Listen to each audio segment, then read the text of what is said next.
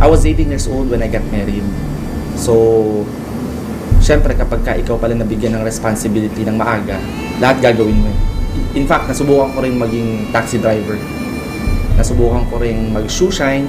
Lahat papasukin ko basta importante kikita.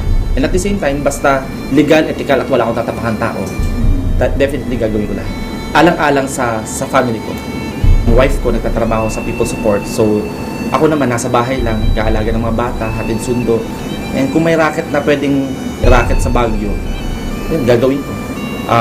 Nagbabuy and sell ng kung ano-ano.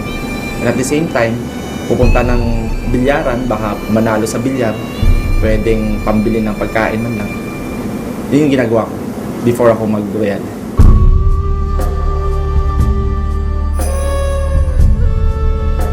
Yung wife ko naman, well-off yung family nila. That's the reason kung bakit din ako na-inspire dun sa mga in-laws ko. Dahil nga, kahit pa paano okay yung buhay nila, sabi ko, hindi pwedeng habang buhay wala na lang mangyayari sa buhay ko. Dapat may mapatunayan ako sa kanila. The reason kung bakit ako lumalabas everyday, it's because of yung pamilya ko. Tititigan ko sila, ito ba yung gusto kong buhay para sa kanila? Gusto ko yung maibigay yung the best na buhay para sa family. Talagang nagdasal na ako kay Lord. Sabi ko, Lord, bigyan mo ako ng break. Bigyan mo ako ng isang opportunity na pwedeng mabago yung buhay ko. At pag nabago yung buhay ko, pagka ako nagkaroon ng break sa buhay ko, ibabalik ko rin yan sa tao. So, yun yung dumating si Royal. Actually, ang una kong tinignan nung pumasok ako sa Royal, yung nag-invite sa akin. So, na-inspire ako sa kanya. Tapos, pinunta niya ako dito sa Manila. Kinausap ko si Pres at saka si Chairman. Sabi ko, ibang klase yung management. Ibang klase yung vision nung may-ari. Ibang klase yung mancom ng Royal. Yun ang nakita ko sa Royal Business Club. Yung integrity at credibility ng may-ari at ng management. Ibang klase yung determination ng presidente at chairman. So kung determinado yung may-ari, mas, kumbaga, mahahawa ka eh.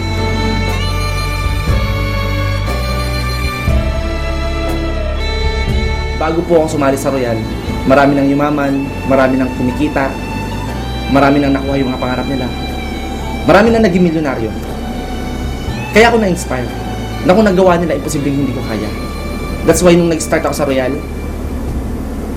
every week, ay may kita point na pumunta ako ng Manila para mag-aral. Kasi importante dyan yung training eh. From Baguio, pupunta ako ng Manila. Mga 2 days, 3 days ako dito. Wala pa akong pera at that time, nagre-rent lang ako ng apartel doon sa tapat mismo ng Royal. So, para mas madali, nagko-commute lang ako. Nagbabas lang ako. At habang nasa bus ako, umiyak ako, sabi ko, Lord, alam ko may mangyayari sa akin. Alam ko hindi mo ako papabayaan. Kumbaga lahat inalay ko talaga sa Kanya. So, nung nasa bus po ako, actually, iniisip ko na bakit yung mga ibang kaibigan ko hindi naniniwala sa akin. Yun yung mga umaandar sa utak ko nun.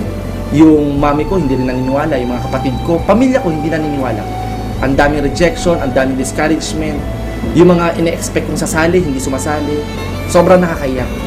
Isa lang sinabi ko sa isip ko noon. Sabi ko, these people, my family, my loved ones, my relatives, my friends, these people will be proud of me later on. Sabi ko, lahat ng hirap, may katumbas na sarap.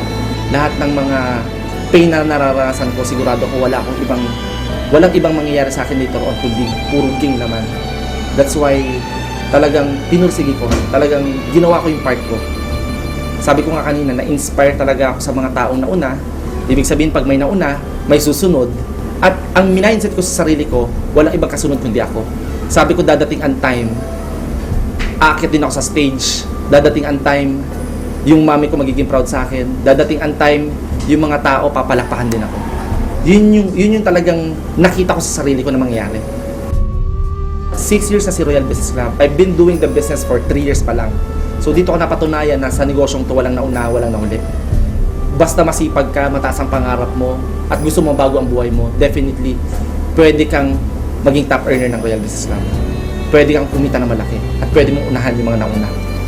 Importante dito yung relationship mo sa mga leaders. It's all about how you treat your leaders. In a relationship, there should be no expectations. Rather, there should be an acceptance. Just accept them kung sino sila. And eventually, yung process ng pagbabago ng attitude na sinasabi sa training, mangyayari din. So yun yung isa sa mga naging factor kung bakit ganito yung nangyari sa akin sa Royal. Maganda yung pakikisama natin sa mga tao.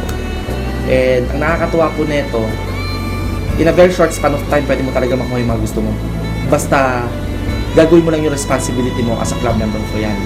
That's why, nung nag-member ako ng Royal, after 2 months of doing the business, nabilong po ako agad sa top ng Royal. After 4 months, nahit ko po agad yung travel incentive going to Hong Kong. And then after that Hong Kong, na-acquire ko yung brand new Mitsubishi Montero. So, in just a matter of 6 months, nabili ko agad yung pangarap kong kotse. So, sa loob ng isang taon, aside from Hong Kong kotse, nahit ko rin yung Rookie of the Year and Millionaire Circle. So, lahat nangyari yan sa loob ng isang taon. Plus, nahit ko rin yung travel incentive papuntang Europa. Grabe! So, 9 countries naman yung inikutan namin doon. So, on my second year naman, na-acquire ko na tong condo unit ko.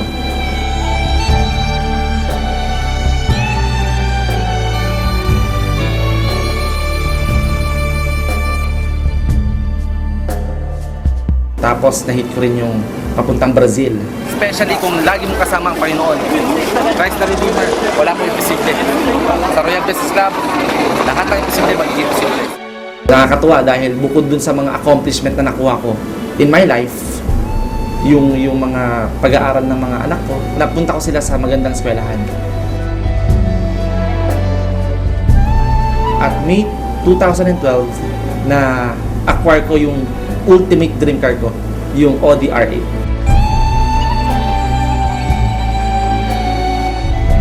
Amazing.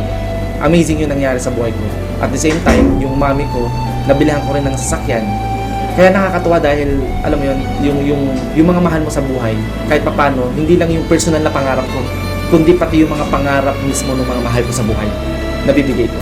At the same time, nakakatulong ka rin sa mga ibang tao. Guys, grabe dati. Dito ako kumukuha ng pambili ng diaper, pambili ng pagkain. Pero ngayon, ginagawa ko na lang siyang hobby. Ayan, tingnan mo. May tumbok pa rin. Ibang klase lifestyle ko ngayon, magmula nung nag-royal ako. Kasi before, kung saan ko gustong pumunta, hindi ako makapunta dahil wala akong sasakyan. Yung time and financial freedom, yun yung meron ako ngayon sa royal. Mas masarap magyabang ngayon eh. Kasi kahit papano, may pagyayabang ka. Unlike before, ang meron lang talaga ako yabang. Yabang lang eh. Pag tinanggal mo yun, walang-wala na ako eh. Pero nung nakita ko si Royal Business Club nga sa buhay ko, sabi ko, grabe, dito ko papatunayan yung yabang ko. Na meron ako patutunguhan sa buhay ko. Mabuti na lang nasa tamang kumpanya ko. Kasi kung hindi ako nasa tamang kumpanya, malamang wala rin mangyari sa buhay ko. Hindi ito ibang kumpanya eh. This is Royal.